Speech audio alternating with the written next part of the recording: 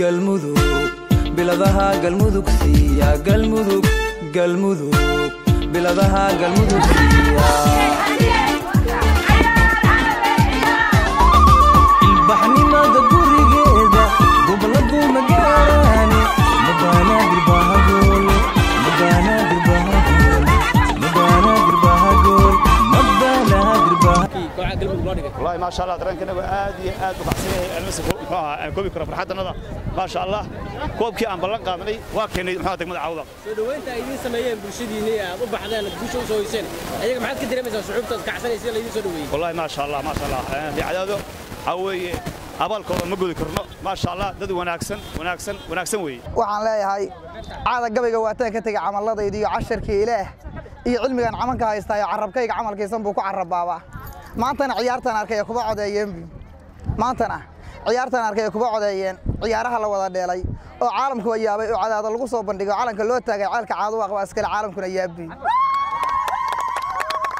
ciyaartoy la soo caan baxshay caankan soo tumaya ceelka Caadwaaq waa iskale caalamkuna yaabi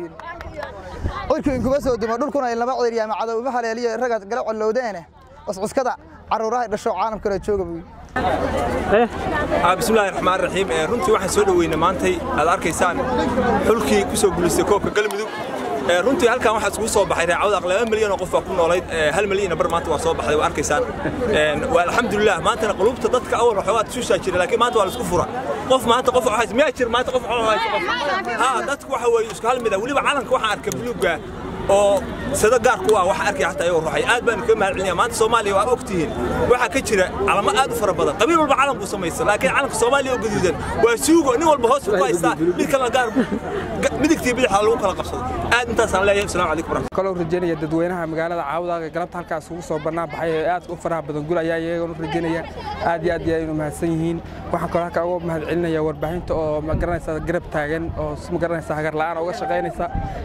waxaan rabaa halkan kelmad yar oo inaan kaga faa'iideysto fursadaana magaaladan Caabudwaaq aan ku sugannahay ee waqooyiga gobolka Galgaduudeed waa magaalo aad u weyn oo qadiimi ah dhalinyarada ku sugan